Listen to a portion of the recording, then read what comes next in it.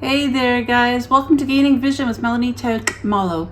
As the last day approaches, I had to go do some shopping. Oh yes, and look at some of the finds I found. This beautiful African hat that looks so much like the one my friend Katili bought my other friend Gerda. So I had to get one and try it. And of course this beautiful African blanket. I know there's a proper name, but it's escaped me. There's so much to choose from in these curio shops. There's souvenirs, there's trinkets, there's beautiful paintings, and so much that I wanted to take home.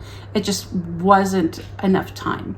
I had plans of getting so many other things, but the days escaped, guys. It was just devastating. But I just have to say there's some beautiful artwork and crafts. I think they're artisans in Africa, and there's so much to choose from. And I just wanted to show a few of these beautiful things that I've purchased. There's also a lot more. I have to show off my bracelet. I met my mother-in-law. She gave me this beautiful bracelet, and I'm so thrilled I'm going to see her again at the airport. You know, this trip, it's come by so quickly. 3 weeks. Yes, it was a working vacation, back-to-back meetings. But when I reflect back, what I've learned, what I've experienced, there's just no words to express it, but I'm going to try because I think it's really important. So I'm going to start first with the people. Not only the people I connected with prior to coming here were so professional and kind and informative in the areas of inclusive education, accessibility, and diversity here. So you can take it. This is you from Michelle Buerta. She's the head of the department. You can also able to zoom in for learners whose sight is not as good as others. Learners with albinism usually can just work with the normal size, but then we have a few learners with other eye conditions like CVI or cortical visual impairment that we have to zoom in quite a lot for them. So learners learn to be patient with each other and take turns.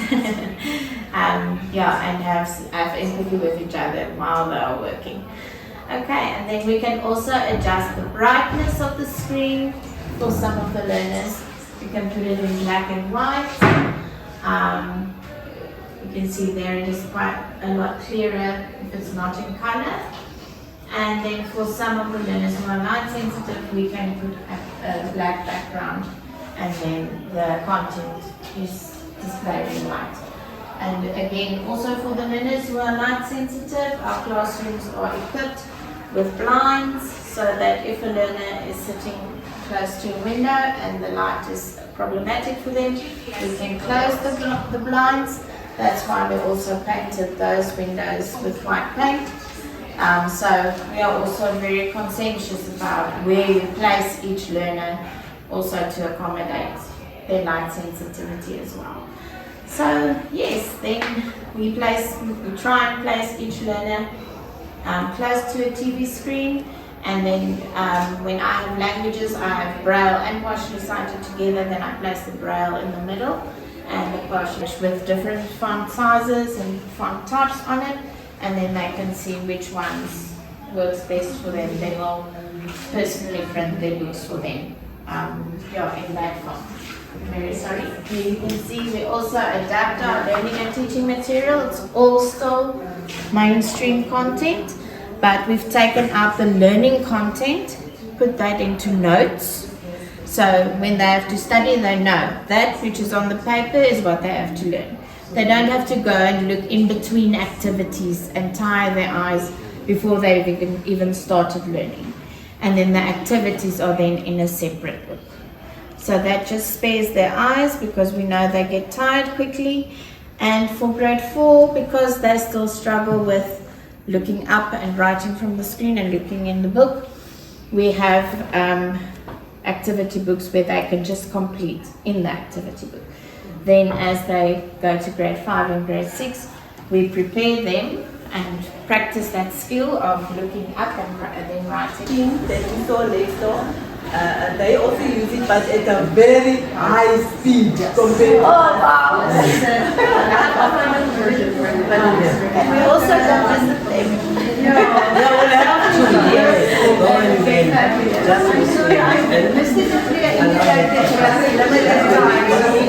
But then the people I met just that were working and living in Africa, they're warm, vibrant, and enthusiastic, always eager to ask questions and learn. You know, it's such a warm, inviting country that so much I've learned and so much I've experienced.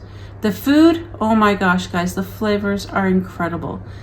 The seafood, the meat, the vegetables, and the fruit, no comparison to back in Canada. It is just so beautiful and tasty.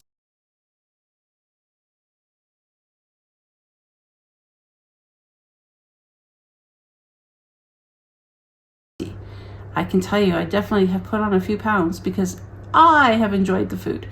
But the walking, I've been doing my steps times 20. It's just been lots and lots of walking. The experiences of going to visit all the sites, the monuments, the historical places, and of course, I have to give you my top ones, my top experiences. Of course, going to the game reserves were wonderful to see all the different animals in their natural habitats. But of course, at Otukula Lodge, where I was able to walk, rather run with the lions. Oh my gosh, these guys, they don't walk, they run. But yeah, I was searching it up online just to make sure. But I did see This is a nice feeling, eh? But these boys, they are well trained, eh? They are well trained in behavior. I see, yeah, they're chill. They're like, seem like they're used they to are not people. like, yeah. You heard them roaming in the morning, earlier in the morning. Maybe they were saying, guys, what's happening today? Are you taking us out or what? Right. They probably couldn't wait to get out there. Yeah. That was amazing. And then of course, when I met Angel, the cheetah. Now you will see this video of the experience, but I have to just express it to you. So the guide told us that we could go into the enclosure, and if she was feeling friendly, we could encounter, like touch her, pet her, and that would be fine. So he had us all lined up around the cage, and we just stood there watching her, and she was very comfortable with the guide. And then one by one, people started to go up and pet her, and she was really open to it. It was cool. I just stood against the cage, just waiting my turn. All of a sudden, I felt somebody or something licking my left arm. Now, for those of you who don't know, my left arm is partially paralyzed and I don't feel it. But this tongue was like sandpaper, and the cheetah was licking my arm. She had got up away from everybody, walked over to me, and started licking my arm. It was incredible.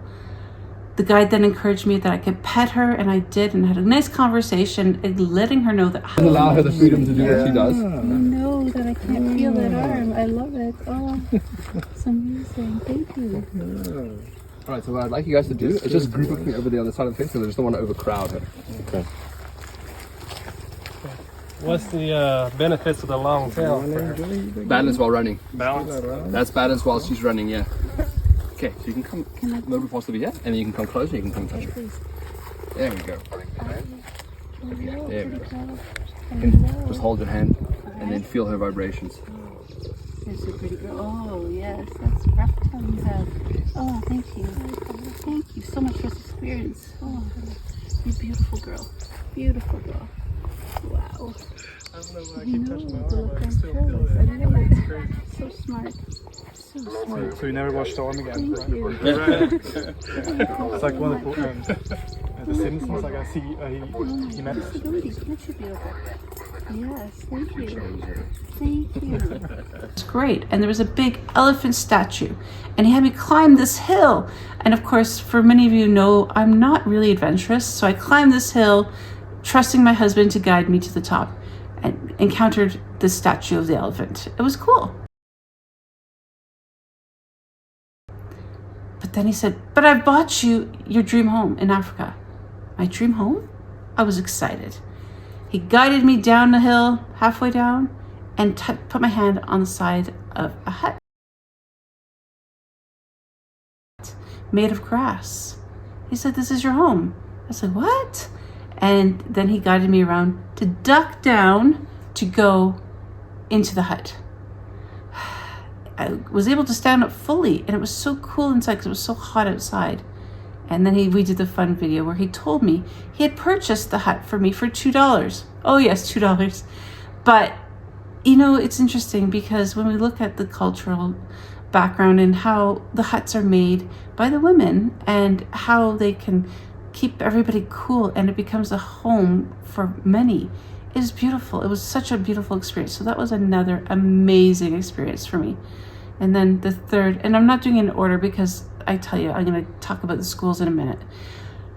When I went to Cape Town, it was a very different vibe than Pretoria and Johannesburg, but in a beautiful way. We had quick, short flights over to George and then Cape Town. But when we went to Robben Island, wow. It was the most powerful and humbling experience I've ever experienced.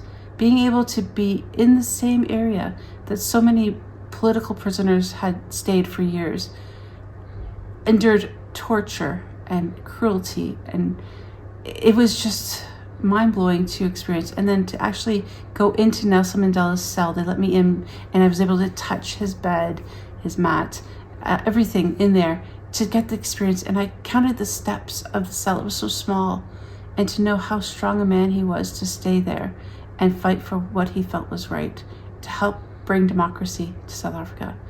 It was just the most humbling experience.